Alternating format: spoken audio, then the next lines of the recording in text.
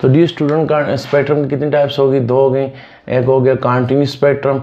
Continuous spectrum वो होता है जिसमें कोई क्लियर बाउंड्री नहीं होती। दूसरा क्या होता है, लाइन स्पेक्ट्रम। लाइन स्पेक्ट्रम का एक और नाम क्या है, एटॉमिक स्पेक्ट्रम भी है। तो डी स्टूडेंट लाइन स्पेक्ट्रम भी आगे से 2 तरह का होता है। एक को कहते हैं लाइन एब्जॉर्प्शन स्पेक्ट्रम, इसमें लाइन एब्जॉर्प्शन स्पेक्ट्रम, और दूसरे को कहते हैं लाइन एमिशन स्पेक्ट्रम। एक होता है लाइन एब्जॉर्प्शन स्पेक्ट्रम, एक क्या होता है लाइन एमिशन स्पेक्ट्रम। तो डी स्टूडेंट को डिस्कस करते हैं। लाइन एब्जॉर्प्शन स्पेक्ट्रम या इसका दूसरा नाम क्या है, लाइन एब्जॉर्प्शन स्पेक्ट्रम का दूसरा नाम क्या है, एटॉमिक एब्जॉर्प्शन स्पेक्ट्रम भी है।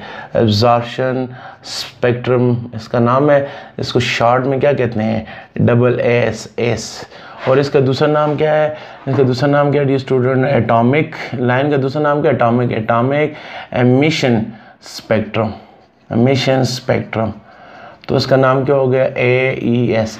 डी स्टूडेंट्स, ये जो आपको स्पेक्ट्रम में नाम से जा रहा है, लाइन एब्जॉर्प्शन स्पेक्ट्रम में आपको बताता है कि which radiation is absorb by your substance, which radiation is absorb by your instrument. आपका इंस्ट्रूमेंट कौन सी रेडिएशन एब्जॉर्ब करता है, ब्लू करता है, रेड करता है, ऑरेंज करता है, जो ये रेडिएशन एब्जॉर्ब के बारे में बताता है।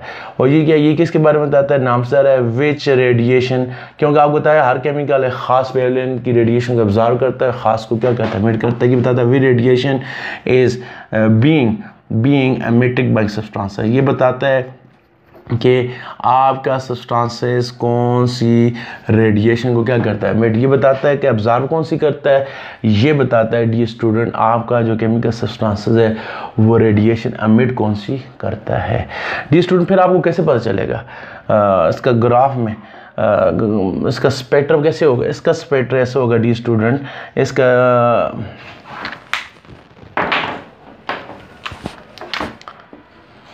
ऐसे होगा डी स्टूडेंट कि इसमें जो बैकग्राउंड क्या होगा, लाइट होगा, और उसमें लाइंस क्या होंगी, डार्क होंगी। यहाँ क्या है, डार्क लाइंस क्या होंगी, स्पेक्ट्रल लाइन कैसी होती हैं, डार्क होती हैं। और क्या होता है, लाइट बैकग्राउंड, और जो बैकग्राउंड होता है वो क्या होता है, लाइट होता है। और इसमें क्या होगा डी स्टूडेंट, इसमें उलट है, इसमें जो बैकग्राउंड है ये डी स्टूडेंट्स में जो बैकग्राउंड है वो क्या है, बैकग्राउंड जिस तरह ये सारा बैकग्राउंड क्या है, बैकग्राउंड सारा डार्क है, लाइंस क्या होंगी, ये वाइट लाइन। ये इसमें क्या है, लाइन डार्क है, इसमें बैकग्राउंड डार्क है, इसमें डार्क बैकग्राउंड,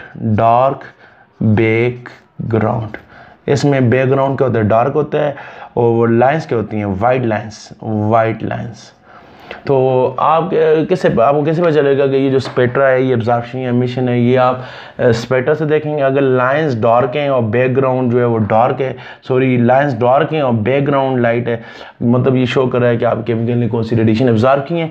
अगर बैकग्राउंड क्या है, ब्लैक कलर का है, डार्क कलर का है, और लाइंस वाइट है, इसका मतलब है ये आप शो कर रहा है कि आप केमिकल ने कौन सी रेडिएशन क्या की है, एब्जॉर्ब की है।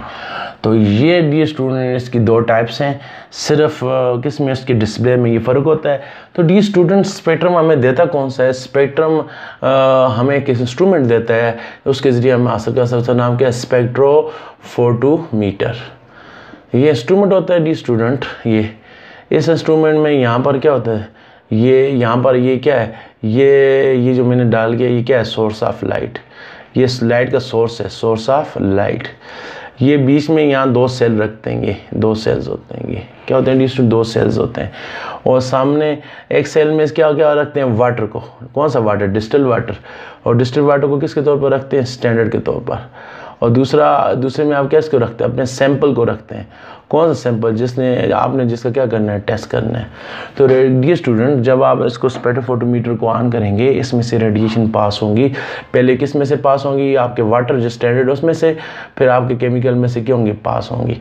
पास होने के बाद इसके अंदर मुख्तलिफ क्या लगा होता है, डिटेक्टर लगा होता है। डिटेक्टर शो करता है कि आपके केमिकल ने कौन सी रेडिएशन क्या की है, एब्जॉर्ब की। उसके बाद इसमें एक और इंस्ट्रूमेंट लगा होता है, उसका नाम क्या है, एम्पलीफायर लगा होता है। ये सारा ये पहले ये क्या है, सेल्स हैं दो, इसको क्या कहते हैं, सेल्स, फिर डिटेक्टर, फिर एम्पलीफायर। एम्पलीफायर क्या करता है, जिस तरह लाउडस्पीकर के अंदर एम्पलीफायर होता है वो छोटी आवाज़ को बड़ा करके दिखाता है, तो ये एम्पलीफायर क्या करता है, छोटे कलर की वेवलेंथ को बड़ा करके क्या करता है, दिखाता है। तो ये सोर्स ऑफ लाइट से जब उसमें से लाइट पास होती है, डिटेक्टर आपका केमिकल है ख़ास रेडिएशन को ऑब्जर्व करता है या एमिट करता है, फिर वो डिटेक्टर बताता है क्या आपके केमिकल ने कौन सी रेडिएशन को ऑब्जर्व किया या हो गया, फिर उसको एम्पलीफायर की तरफ भेजता है, एम्पलीफायर उस वेवलेंथ को बड़ा करता है। आगे क्या लगा होता है, डी स्टूडेंट, मॉनिटर लगा होता है। मॉनिटर पर आपको क्या मिलता है, इस तरह का डिस्प्ले मिलता है, इस तरह का। ये क्या स्पेक्ट्रा है ना, ये आपको क्या मिलेगा, मॉनिटर पर आपको इस तरह का क्या मिलेगा, ये स्पेक्ट्रम मिलेगा। तो इस इंस्ट्रूमेंट का नाम स्पेक्ट्रोमीटर है और इस टेक्नोलॉजी का नाम, इस केमिस्ट्री की इस ब्रांच का नाम क्या है, स्पेक्ट्रोस्कोपी है।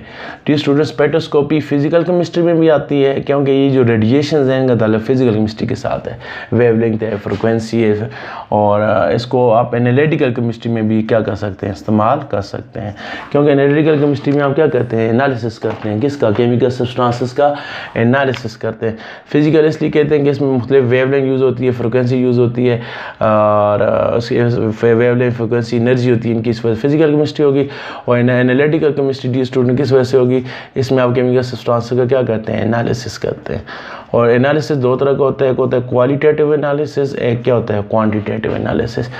ये जो स्पेक्ट्रा है आपको कैसे क्वालिटेटिव एनालिसिस में कैसे इस्तेमाल होता है, ये फॉर एग्जांपल आपको क्या मिला है, अच्छा पहले इसको डिस्कस करने में ये देखते हैं कि जो आपका स्पेक्ट्रोफोटोमीटर है इसकी भी टाइप्स हैं। स्पेक्ट्रोफोटोमीटर एक होता है अल्ट्रावायलेट विजिबल स्पेक्ट्रोफोटोमीटर और एक क्या होता है IR spectrophotometer. Ultraviolet visible spectroscopy में ज़्यादा अल्ट्रावायलेट की रेंज मैंने लिखवाई थी आपको कितनी होती है, 200 से 400, और विजिबल की कितनी है, 400 से 8, यानी अल्ट्रावायलेट विजिबल की टोटल जो रेंज है 200 से 400 अल्ट्रावायलेट रेडिएशन होती हैं, और 400 से 800 क्या होती हैं, विजिबल होती है। इसमें ये जो अल्ट्रावायलेट विजिबल स्पेक्ट्रोस्कोपी, इसमें 200 से लेकर 800 नैनोमीटर की रेडिएशन को क्या किया जाता है, पास किया जाता है। और आपका केमिकल इन 600 की जो रेंज है, 200 से 800 के मान कितने नैनोमीटर हुए, 600 नैनो, उसमें से एक पार्टिकुलर वेवलेंथ को एब्जॉर्ब और फिर उसको एक पार्टिकल को क्या करता है, एमिट कर देता है। तो इसलिए इसको कहते हैं यूवी विजिबल स्पेक्ट्रोस्कोप। लेकिन कुछ केमिकल सब्सटेंसेस ऐसे हैं जो IR की रेंज में क्या करते हैं, रेडिएशन को एब्जॉर्ब भी करते हैं और एमिट भी करते हैं। किस रेंज में, IR की वेवलेंथ में एब्जॉर्ब भी करते हैं और एमिट भी करते हैं।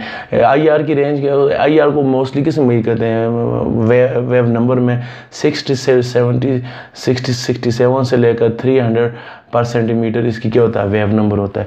तो उसमें से IR स्पेक्ट्रोस्कोपी में IR रेडिएशन पास होती है, आपको केमिकल ख़ास रेडिएशन को एब्जॉर्ब और फिर उसको एमिट करते हैं और आपको क्या मिलता है, स्पेक्ट्रम मिलता है। तो स्पेक्ट्रम के टाइप्स हैं, अल्ट्रावायलेट विजिबल स्पेक्ट्रोस्कोपी IR, वो डिपेंड करता है कि आपका जो केमिकल है वो UV की रेंज में एब्जॉर्ब एमिट कर रहा है या वह IR की रेंज में रेडिएशन को एब्जॉर्ब या एमिट कर रहा है। ठीक हो गया जी स्टूडेंट, ये होगी टाइप्स ऑफ स्पेक्ट्रोमीटर। तो फॉर एग्जाम्पल आप सोडियम कौन सी रेडिएशन ऑब्जर्व करता है, 489 की रेडिएशन। 489 किस रेंज में आता है, इसमें आता है। ऐसे मतलब उसके सोडियम के लिए आप कौन सा इस्तेमाल करेंगे, यूवी विजिबल स्पेक्ट्रोफोटोमीटर। इसलिए मैंगनीज 525 इस्तेमाल करता है, तो उसके लिए आप कौन सी, उसके लिए भी आप ये यूज़ करेंगे।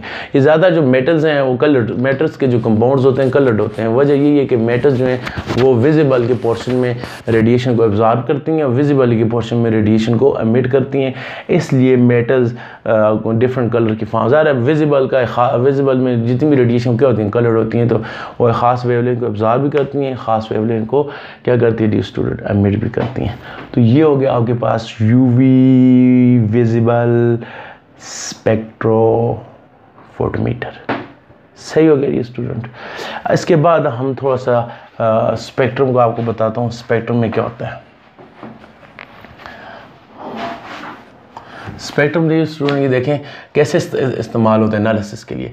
फॉर एग्जाम्पल आपने इधर टेस्ट के लिए कौन सा केमिकल रखा हुआ है, सोडियम रखा हुआ है, तो आप उसके लिए क्या करेंगे, यूवी विजिबल, सोडियम किस पोर्शन में ऑब्जर्व करता है, विजिबल में। आप क्या करेंगे, 200 से लेकर 800 नैनोमीटर की रेडिएशन क्या करेंगे, ऑब्जर्व करेंगे। तो सोडियम क्या करेगा, आपको इस तरह का डिस्प्ले देगा,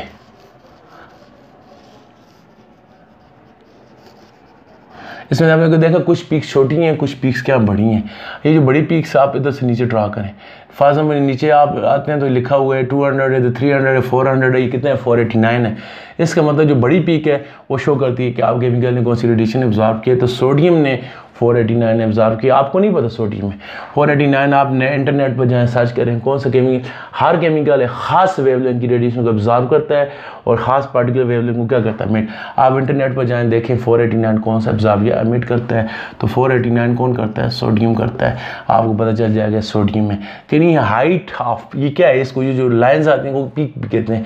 जितनी उसकी हाइट है वो जितनी हाइट वाली लाइन होगी वो बताएगी कि कौन सा केमिकल सब्सटेंसेस है।